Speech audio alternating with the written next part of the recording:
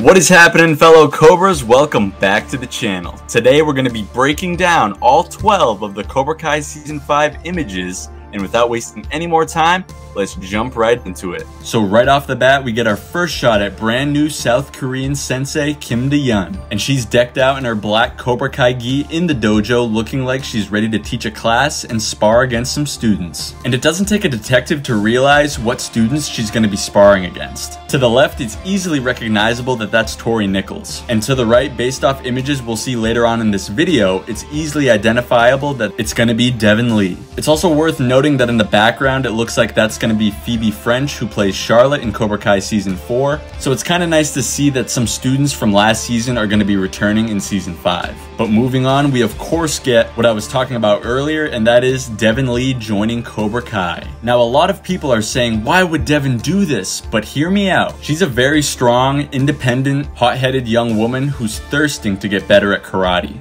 And with her sensei Johnny Lawrence taking off for Mexico, it's safe to say that Eagle Fang isn't going to be playing much of a factor in Season 5. And based off what we see at the beginning of the first teaser, it looks like that Miyagi-Do is going to be shutting down for at least the first portion of the season. So other than Cobra Kai, she really has no other dojo to turn to. And after losing the tournament last season, she made it her mission to improve immensely at her karate skills. And if you really think about it, Cobra Kai fits her fighting style perfectly, because after all, that's pretty much what Johnny Lawrence is teaching, except he doesn't believe in cheating or all the douchebag moves that Cobra Kai does. So if you look at it from Devin's perspective, it's the only viable option available to her to continue in karate, and she really hasn't been around long enough to know the history between Cobra Kai, Daniel, and Johnny. So at the end of the day, she's just making this choice that's best for her and her benefit of learning new skills. And to be completely honest, I can't really fault her for that. But for those of you basketball fans, this is the type of Kevin Durant, if you can't beat him, join him. And I just find it interesting that the synopsis for Devin last season was that it shared a lot of similarities to the character of Tory. So I really think that Tory's going to be taking Devin under her wing this season and really teach her a lot of cool stuff.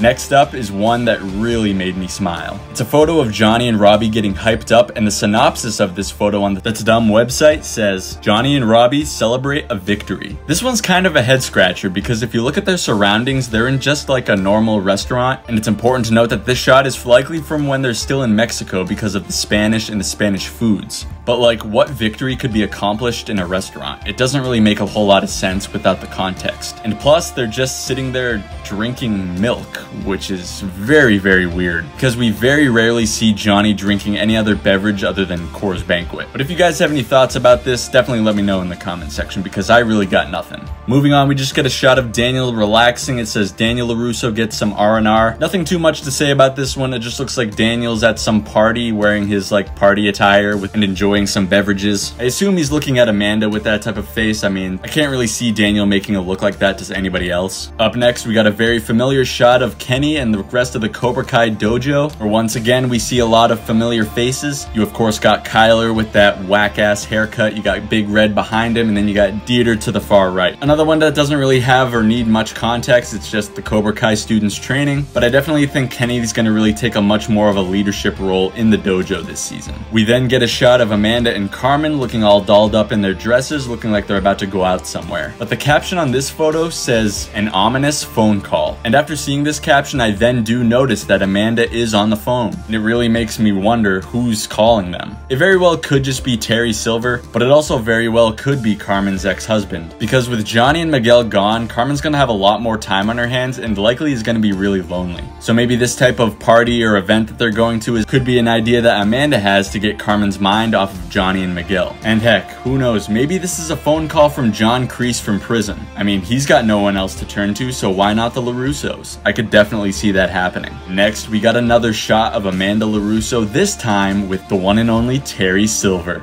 And this one just makes me smile ear to ear because you see Terry Silver working his charm on Amanda, and it seemingly looks like Amanda's buying it with her grin on her face. I definitely think that this event slash party is at Terry Silver's house because of the surroundings, and it just looks like something we've seen like from season 4 episode 1. But the big question is, why in the heck is Amanda LaRusso there? My only guess is that this has something to do with LaRusso Auto, but I could be way off in that prediction. Maybe this is the time and place where Amanda breaks out her slapping hand for round 2. This next one is one of my favorites. We get a shot of some of our favorite characters bowing together as one united dojo. You see Dimitri, you see Anthony, you see Hawk, you see Penis Breath, you see Sam the Goat, you see Nate, you see Chris, and you see the best for last, Robbie Keane. There's so many things happening in this one shot that speak for themselves.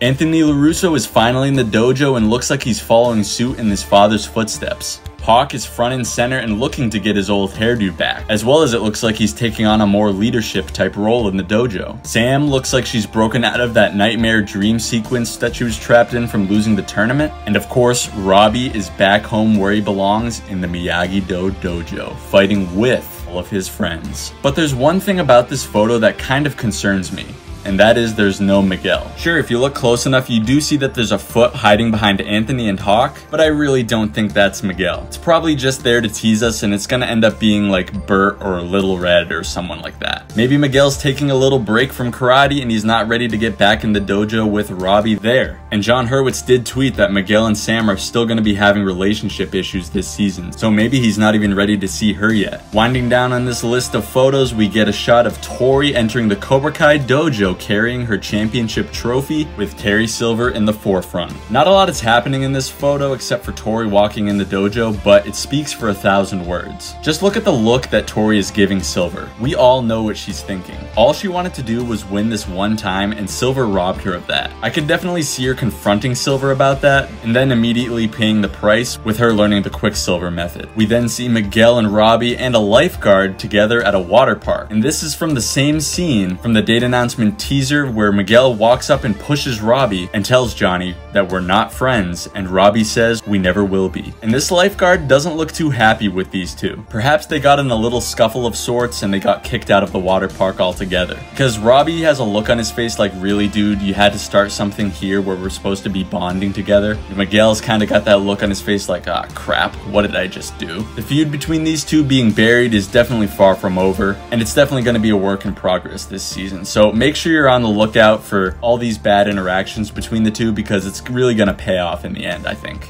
Next up is perhaps my favorite and most people's favorite, and we get the long-awaited return of Sean Kanan reprising his role from the Karate Kid 3 as karate's bad boy, Mike Barnes. Now, the theory of Mike Barnes being a changed man in Season 5 could still hold water, but just like Daniel, maybe there's always just been a little Cobra Kai in him, and that has never left. But anyways, Mike is looking pretty dapper in that nice blacked out suit, and judging by his surroundings, it looks like he's in a pretty nice place. I'm not saying that's his, but if it is, he seems to be doing pretty well for himself. Not to mention the fact that he has a ring on his finger, meaning that he's married, of course. I definitely think this is going to be his first interaction with Silver, as I don't think he'd be looking to fight if he saw anyone like Daniel or Johnny or anybody like that. Because Silver really wronged him in the past and kind of ruined a big part of his life, which was his tournament career. Then even screwed him out of a bunch of money. So yeah, Silver's definitely going to be on Mike's bad side, at least at the beginning of the season, or whenever he first gets introduced. But I really wouldn't be surprised if Silver somehow persuades Barnes to actually join Cobra Kai and actually give him what he owed him back in the day. The last shot is where we get our first look at Johnny Lawrence, Daniel LaRusso, and Chosen Taguchi all together at last. They're all together in the Miyagi-Do dojo, which isn't too surprising. What's surprising is all the people that are standing behind them. These people very well could be concerned parents about Cobra Kai and that they don't want Cobra Kai around anymore, and so they're joining forces with the three of them. But I really think that a dark horse choice for these people is that they very well could be lawyers and talking to the three of them about John Kreese and his defense. And if they could help prove John Kreese's innocence, which would then pin the assault on Stingray on Terry Silver, then I think Johnny, Daniel, and Chosen are going to be up to the task to try and do that to put away Silver for good.